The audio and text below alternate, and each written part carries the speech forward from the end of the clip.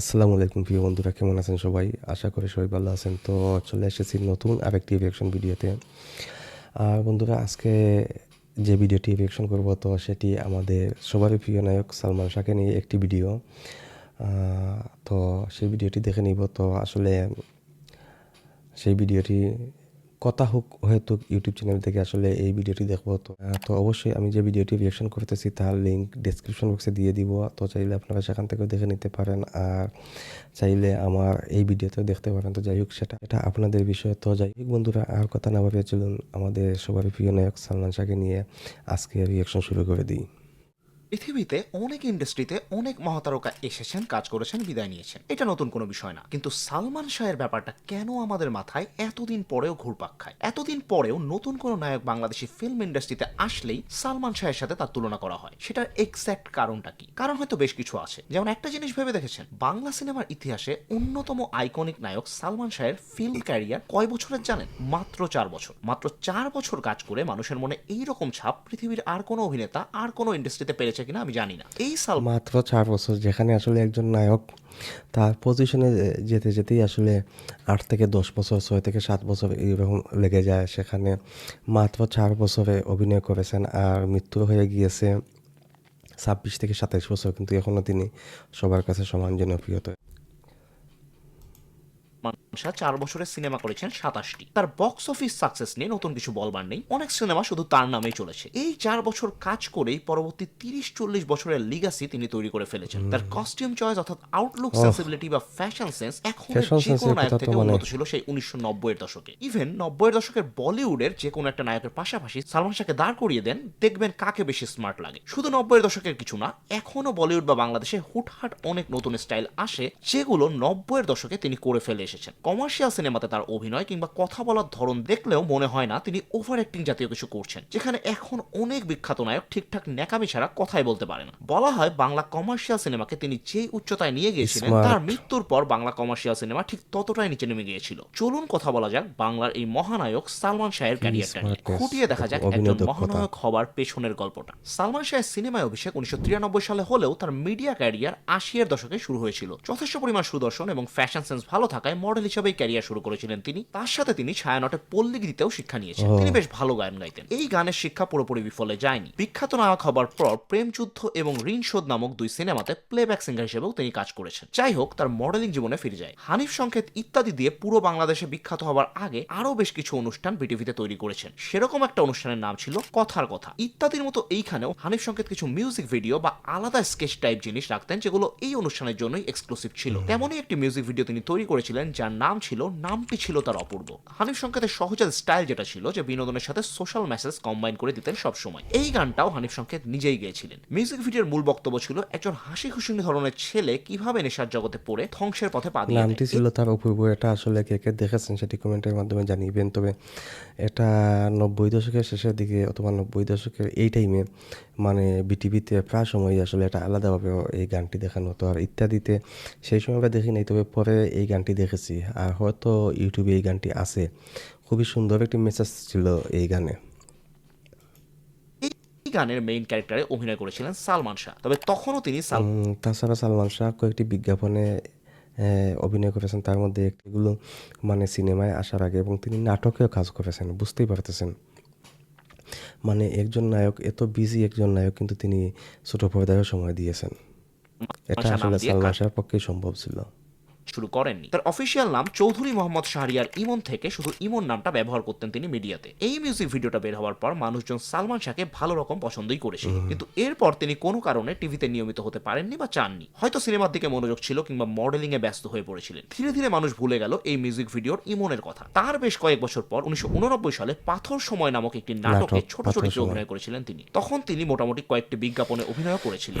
ওইভাবে breakout success যেটাকে বলে সেটা দেখা তখনও তিনি পাননি। তার প্রথম ব্রেকআউট সাকসেস আসে তার প্রথম কেয়ামত সিনেমা থেকে দিয়ে। কেয়ামত। প্রথম সিনেমাতে কাজ করার গল্পটাও ইন্টারেস্টিং, সেটা একটু ঘটা করে বলা যাক। 1988 সালে বলিউডে একটি সিনেমা মুক্তি পায় যার নাম কেয়ামত কিয়ামত সে সে কেয়ামত কিয়ামত তাক। তাক। সেই সিনেমাতে অভিনয় করে রাতারাতি তারকা হয়ে গেলেন আমির খান। বলিউড পেয়ে গেল এক বিশাল তারকা। এই সিনেমাটার বিশাল জনপ্রিয়তা দেখে দুইটা আলাদা আলাদা ইন্ডাস্ট্রি সিদ্ধান্ত নেয় সিনেমাটির রিমেক করবার। দুইটাই অফিসিয়াল রিমেক ছিল, তাই গান এবং কাহিনী সবকিছুরই কপিরাইট নিয়ে রিমেক করা হয়েছিল। দুইটা ইন্ডাস্ট্রির একটা হলো তেলেগু ইন্ডাস্ট্রি। তেলেগুতে সিনেমাটির নাম ছিল আক্কারা আম্মাই ইক্কারা আব্বাই, এবং সেটাতে এখনকার বিখ্যাত নায়ক পাওয়ান কল্যাণ অভিনয় করেছিলেন। এইটাই ছিল তার প্রথম সিনেমা। আরেকটি রিমেক করা হয় বাংলাদেশে 1993 সালে। বাংলাদেশের রিমেকটি পরিচালনা করেছিলেন সোহানুর রহমান সোহান। তিনি আমি একটি সিদ্ধান্ত কথা নেন বলে নিই এখানে, একটি কথা যোগ করে নিয়ে, সেটি হচ্ছে এই যে কেয়ামত সে কেয়ামত তাক বা কেয়ামত থেকে কেয়ামত, কেয়ামত থেকে কেয়ামত, বা ওই যে তেলেগু যেটি বললাম শুনলাম, তো আসলে এই যে কেয়ামত সে কেয়ামত তাক ছবিতে যারাই অভিনয় করেছে সবাই একদম মানে সুপারস্টার হয়ে গিয়েছেন। যেমন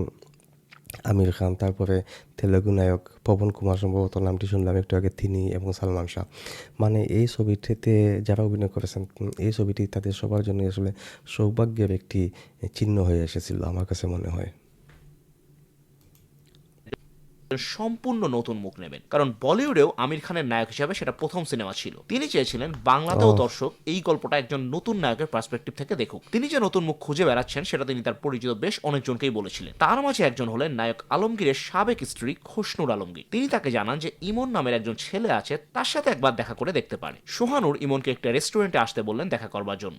সেখানেই প্রথম দর্শনে তিনি ঠিক করে ফেলেছিলেন এই ছেলেকেই তিনি এই সিনেমার নায়ক বানাবেন। এই আচ্ছা। সিনেমার সময়ে তার নাম ইমন বদলে সালমান শাহ রাখা হয়। তারপর আর কি, কিয়ামত থেকে কিয়ামত মুক্তি পায়, আর আমির খানের মতো সালমান শাহ একদম রাতারাতি তারকা বনে যান। আপনি আর আমার বাবা যা খুশি করতে পারেন, কিন্তু আমার আর রেশমির পথে কাটা হতে পারবেন না, কিছুতেই না, কখন। একটা জিনিস ভেবে দেখুন, এখন একটা সিনেমা মুক্তি পেলে সোশ্যাল মিডিয়া, টিভি চ্যানেল থেকে শুরু করে হাজারটা উপায়ে প্রমোশন করা হয়। তখন তার কিছুই ছিল না, জাস্ট সিনেমা হলে নতুন সিনেমা এসেছে, আর এক সপ্তাহের মাঝে তিনি তারকা হয়ে গিয়েছিলেন। তার প্রথম সিনেমার নায়িকা ছিলেন মৌসুমী। মৌসুমীর সাথে তিনি এইটা ছাড়াও আরো 3টি সিনেমা করেছিলেন, সেগুলোর নাম যথাক্রমে অন্তরে অন্তরে, দেড়মোহ, স্নেহ এবং দেড়মোহ। দেড়মোহ। এখানে দুইটা মজার ব্যাপার আছে। এক নাম্বার হলো অন্তরে অন্তরে সিনেমাটি বাংলায় জনপ্রিয় হওয়ার পর সেটা বলিউডেও রিমেক করা হয়েছিল। দুই নম্বর মজার ব্যাপার হচ্ছে সালমান শাহ আর মৌসুমী বিখ্যাত নায়ক নায়িকা হবার আগেই ছোটবেলা থেকে পরিচিত ছিলেন। এই ব্যাপারটা নিয়ে অনেক জল ঘোলা আছে, কেউ বলে ছিল, কেউ বলে ছিল না। তবে অবাক ব্যাপার হলো বাংলাদেশের অন্যতম বিখ্যাত এই জুটি মাত্র 4টি সিনেমা করে পরে আর একসাথে কোনো সিনেমাই করেনি। সেটার কারণ খুঁজতে গেলেও ব্যক্তিগত ব্যাপার স্যাপারে ঢুকে পড়তে হবে। আমরা এই একটা জিনিস স্ট্রিক্টলি মেইনটেইন সেদিকে করতে গিয়ে লাভ চাচ্ছি এই নেই। চ্যানেলে, সেটা হলো ক্রিয়েটিভ ব্যক্তিদের ক্যারিয়ার ছাড়া তাদের ব্যক্তিগত কোনো ব্যাপার স্যাপার নিয়ে আমরা কথা বলবো না। তাই এই টপিকটা ওইটা বলেই শেষ করি যে কোনো একটা কারণে এই সালমান মৌসুমী আর সিনেমা করেননি পরে। তবে তারপরেই আসে বাংলা কমার্শিয়াল সিনেমার অন্যতম সফল জুটি সালমান শাহ এবং শাবনূর। সালমান শাহের ক্যারিয়ারে 27টা সিনেমার 14টা সিনেমা শাবনূরের সাথে। এটা জাস্ট কোন লেভেলের ইনসেন্ট ব্যাপার ভেবে দেখেছেন? সালমান শাহ তখন একের পর এক সিনেমাতে অভিনয় করে যাচ্ছিলেন। তখন এখনকার মতো এত কম শিফটে কাজ হতো না। 8 ঘন্টা শিফট এমনও হয়েছে একদিনে টানা 3 শিফটেও কাজ করেছেন লোকজন। 3 সিনেমা 3টা শুট একদিনে আলাদা আলাদা টাইমে হয়েছে, এমন ঘটনা তখন ছিল খুব অহরহ। সেই রকম ব্যস্ততার মাঝেই সালমান শাহ ক্যারিয়ারে 4 বছরে অভিনয় করে ফেলেছিলেন প্রায় 27টি সিনেমাতে। তার ক্যারিয়ারের প্রচুর চতুর্থ বর্ষে কাজ ঘটে করেছেন বসে এই এই অল্প ঘটনা। সময়ের মধ্যে। 1996 সালের শেষের দিকের কথা, সালমান শাহ নায়ক হিসেবে এমন একটি উচ্চতায় পৌঁছেছেন যেখানে এর আগে হাতে গোনা কয়েকজন নায়ক পৌঁছেছেন বাংলাদেশে। একসাথে 5টি সিনেমার কাজ চলছে তখন। কিছু সিনেমার শুটিং মাঝপথে আছে, কিছু সিনেমার ডাবিং চলছে, আবার কিছু সিনেমার শুটিং প্রায় শেষের দিকে। ঠিক তখনই বাংলার মানুষ জানতে পারলো সালমান শাহ আর নেই, তিনি মৃত্যুবরণ করেছেন। খুবই তার মৃত্যু দুঃখজনক নিয়ে বিষয়। অনেকেই অনেক কথা বলেছেন। আত্মহত্যা নাকি হত্যাকাণ্ড, এই বিষয়ে তখন থেকে এখন পর্যন্ত গুজবের কোনো শেষ হয়নি। গুজব নিয়ে আলোচনার ফায়দা নেই কোনো। মেইন কথা হচ্ছে মাত্র 4 বছরেই মহাতারকার ক্যারিয়ার শেষ হয়ে গিয়েছে। তবে তার এই 4 বছরের ক্যারিয়ার অন্য অনেক নায়কের 20 থেকে 40 বছরের ক্যারিয়ার থেকেও বেশি শক্তিশালী ছিল। সেটা কেন ছিল সেটাই দেখা যাক।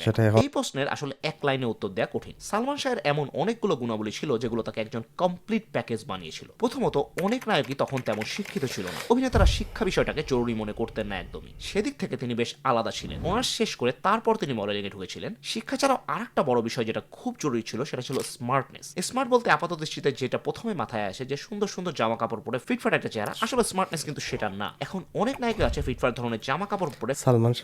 সালমান শাহ আসলে ফুল প্যাকেজ একজন নায়ক ছিলেন, যেখানে তার আসলে সব কিছুই তার ছিল, শুধু একটি জিনিস ছিল না, সেটি হচ্ছে তার মানে দীর্ঘায়ু। এই জিনিসটা ঘাটতি ছিল। আর মানে সালমান শাহ কি বললাম যে ফুল প্যাকেজ একজন নায়ক ছিল, তার মধ্যে সব কিছুই ছিল, সব গুণাবলী, নাচ, গান, ডান্স, অভিনয়, মানে কোনো কিছুরই, টাকা পয়সা, তারপরে শিক্ষাগত যোগ্যতা, সব দিক দিয়ে তিনি পারফেক্ট একজন নায়ক ছিলেন। কিন্তু এই যে জিনিসটা বললাম যে আসলে সব কিছুই ছিল তার, কিন্তু তার এই যে আয়ুটা, এই আয়ুটা তার কম ছিল, যার কারণে আমরা আসলে অকালেই মানে আমাদের সালমান শাহকে আমরা হারাতে হয়েছে।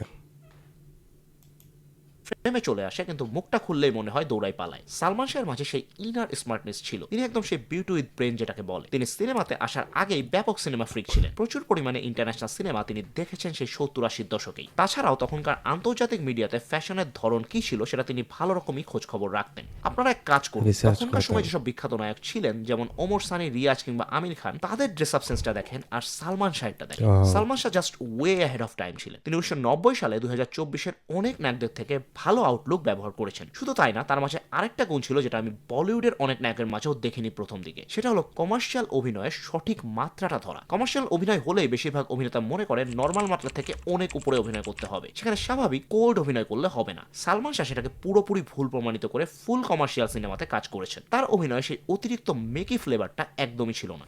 আপনি কি এই দোকানের মালিক? মালিক বলুন, কর্মচারী বলুন, এই মুহূর্তে আমি সব। বলুন আপনার জন্য কি করতে পারি?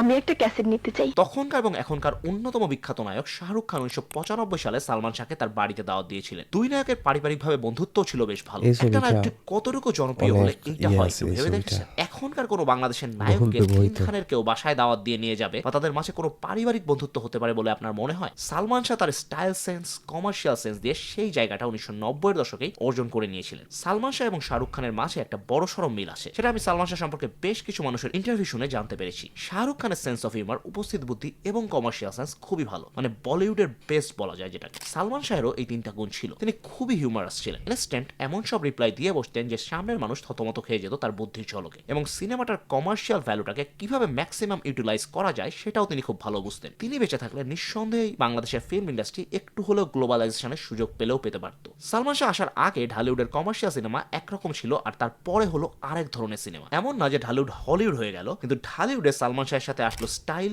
ভালো গান এবং মার্জিত অভিনয়। এইটার প্রভাব কিন্তু শুধু সিনেমাতেই না, সেটা আরো অনেক বিস্তৃত। ব্যাপারটা বুঝিয়ে বলুন, তখনকার গণমানুষের জন্য ভিজুয়াল বিনোদনের মাধ্যম ছিল মাত্র দুইটা, নাটক আর সিনেমা। এইখানে তারা যেই ধরনের সংলাপ শুনে, যে ধরনের কাজকর্ম করতে দেখে কিংবা যেই ধরনের পোশাক দেখে, গণমানুষ সেটাই অনুকরণ করার চেষ্টা করে। সালমান শাহের এই ইন্ডাস্ট্রিতে পা রাখার কারণে বলতে পারেন পুরো আপামর জনতায় স্টাইলের দিক থেকে কয়েক যুগে এগিয়ে গিয়েছিল। তারা কন্টেম্পোরারি ইন্টারন্যাশনাল স্টাইল সম্পর্কে আইডিয়া পেয়েছিল সালমান শাহের কাছ থেকে। মার্জিত কিন্তু অতিশয় কুল চালচলন শিখেছে সালমান শাহের কাছ থেকে তারা। এটা বেশ গুরুত্বপূর্ণ একটা বিষয়। একটা কথা খুবই সত্যি একটা জিনিস, সেটা হলো সালমান শাহ যেমন ঢালিউডকে 20 বছর সামনে ঠেলে দিয়েছিলেন, সালমান শাহ মারা যাওয়ার পর সেটা 20 বছর পেছনেও চলে গিয়েছিল। তার মৃত্যুর পর ঢালিউড এসেছিল এক ভয়ানক কালো অধ্যায়। সেই ভয়ানক অধ্যায়ের কথাও বলা যাবে ভবিষ্যতের কোনো এক ভিডিওতে। বিস্তারিত কথা হবে কিভাবে ধ্বংসের ঠিক শেষ সীমানায় চলে গিয়েছিল বাংলাদেশের কমার্শিয়াল সিনেমা, সেটা নিয়ে। আজকের ভিডিও এই পর্যন্তই। যদি ভিডিওটি আপনাদের ভালো লেগে থাকে তাহলে প্লিজ এতে লাইক দিন এবং সাবস্ক্রাইব করুন আমাদের চ্যানেল। সবাই ভালো থাকুন, সুস্থ থাকুন। Until next time, tata.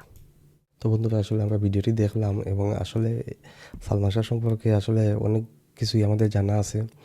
তো আসলে আমি এই ভিডিওটি দেখতেছি আর মনে মনে একটি জিনিস আসলে চিন্তা করতেছি যে যদি নায়ক সালমান শাহ আমাদের মাঝে এখনও বেঁচে থাকতেন তাহলে তিনি কোন পর্যায়ে যেতেন এবং মানে আমাদের ঢালিউডকে তিনি কোথায় নিয়ে যেতেন। তো যাই হোক, আসলে মানে যেহেতু আমি ভিডিও মাঝখানেই বলেছি যে তার সব কিছু ছিল, কিন্তু একটি জিনিস তাকে আল্লাহ দেন নাই, আর সেটি হচ্ছে গিয়ে তার দীর্ঘায়ু সেটি দেন নাই। ওনার আয়ুটি ছিল খুবই অল্প, যার কারণে আসলে তার মানে কি বলবো যে অসময়ে তিনি চলে গিয়েছেন। তো আসলে এই বিষয় নিয়ে আর বেশি কথা বলতে চাই না। আর সালমান শাহ আমাদের সবার প্রিয় নায়ক ছিলেন, তিনি এখনও সমান জনপ্রিয়। তিনি তার যে সময় তিনি আমাদের সিনেমা ইন্ডাস্ট্রিতে অনেক সুন্দর সুন্দর ছবি উপহার দিয়েছেন এবং তিনি চলে গিয়েছেন আজ থেকে প্রায় 28 বা 29 বছর হবে। তো তারপরে এখন পর্যন্ত কিন্তু তিনি আমাদের কাছে সমান জনপ্রিয় এবং এখনও মানুষ সালমান শাহকে ফলো করে। এখনও সালমান শাহ ভক্তরা বেঁচে আছেন, তারা সালমান শাহকে স্মরণ করেন। বিশেষ করে ওনার জন্ম তারিখ এবং মৃত্যু তারিখ মানে এখনও পালন করা হয় জন্ম। তো যাই হোক, সালমান শাহকে নিয়ে মানে আরও ভবিষ্যতে অনেক গবেষণা হবে, অনেকেই আরও অনেকভাবেই সালমান শাহকে নিয়ে গবেষণা করবেন এবং আগামীতে তাকে নিয়ে আরও অনেক ভিডিও আসবে।